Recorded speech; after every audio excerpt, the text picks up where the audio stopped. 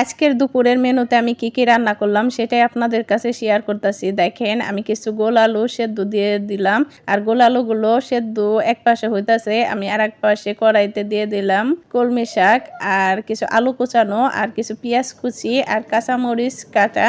পরিমাণ মতো লবণ দিয়ে শাকগুলো ভালো করে সেদ্ধ করে নেব। দেখেন আমি কিভাবে সেদ্ধ করতেছি, ঠিক এইভাবে আপনারা সেদ্ধ করে নেবেন। আর আপনারা একটা জিনিস দেখে নেবেন যে আলুটা জানি ভালো করে সেদ্ধ হয়, ঠিক সেভাবে সেদ্ধ করবেন। আর এইভাবে আপনারাও সুন্দর করে সেদ্ধ করে নেবেন। আমার সেদ্ধ হয়ে গেছে, আমি একটা বাটিতে তুলে নিচ্ছি, ঠিক এইভাবে আপনারাও তুলে নেবেন। দেখেন আমি সবগুলো শাক সুন্দর করে তুলে নিয়েছি। আমার ভিডিওগুলো আপনাদের কাছে কেমন লাগে অবশ্যই বলে যাবেন। আমি কড়াইটা পরিষ্কার করে দিয়ে দিয়েছি তেল, কুচানো পেঁয়াজ রসুন ছেঁচা দিয়ে একটা বাগার দেব। এর জন্য আমি এগুলো সুন্দর করে ভেজে নিচ্ছি, ঠিক এইভাবে আপনারাও ভেজে নেবেন। আর এই পেঁয়াজ আর রসুনটা অবশ্যই লাল লাল করে ভাজবেন, কারণ লাল লাল করে ভাজলে খেতে ভীষণ মজা হয়।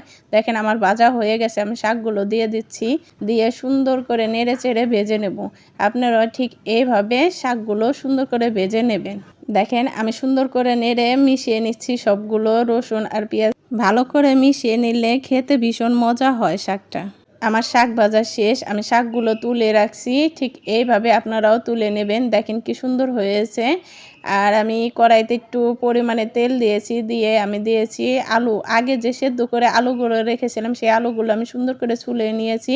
আলুগুলো দিয়ে হালকা পরিমাণে লবণ আর হলুদের গুঁড়ো দিয়ে সুন্দর করে ভেজে নেব। ভেজে আমি আলুগুলো তুলে নিচ্ছি, ঠিক এইভাবে আপনারাও তুলে নেবেন। দেখেন আমি অল্প পরিমাণে তেল দিয়ে দিচ্ছি ওই কড়াইটার ভিতরে, আর দিয়ে দিচ্ছি আস্ত জিরা, ব্লেন্ডার করা পেঁয়াজ আর 4টা কাঁচামরিচ কেটে দিয়েছি, দিয়ে সুন্দর করে ভেজে নেব সামান্য পরিমাণে লবণ দিয়ে। আর মশলাটা যখন ভাজা হয়ে যাবে তখন আমি মশলার বাটি ধোয়া পানিটা দিয়ে দেব। হলুদ মরিচ ধনিয়ার গুঁড়ো আদা রসুন বাটা দিয়ে মশলাটা সুন্দর করে আমি কষিয়ে নেব। দেখেন আমি যেভাবে কষাচ্ছি ঠিক এইভাবে আপনারাও কষিয়ে নেবেন। দেখেন কি সুন্দর হয়েছে আমার মশলা কষানো।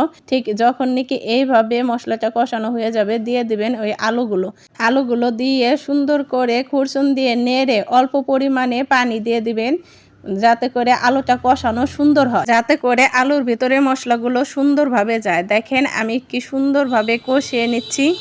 ঠিক এইভাবে 2 থেকে 3 মিনিট সুন্দর করে নেড়ে চেড়ে কষিয়ে নেবেন। আর কষানো হয়ে গেলে দিয়ে দিবেন পরিমাণ মতো পানি। পানিটা দিয়ে 3-4 মিনিট জাল করে সুন্দর করে রান্নাটা করে নেবেন, তাতে করে যে মশলাগুলো আপনি ব্যবহার করেছেন আলুর ভিতরে সুন্দরভাবে ঢুকে যাবে। আমি চুলাটা নিভিয়ে নিয়েছি, একটা বাটির ভিতরে রান্না করা আলুর তরকারিগুলো সুন্দর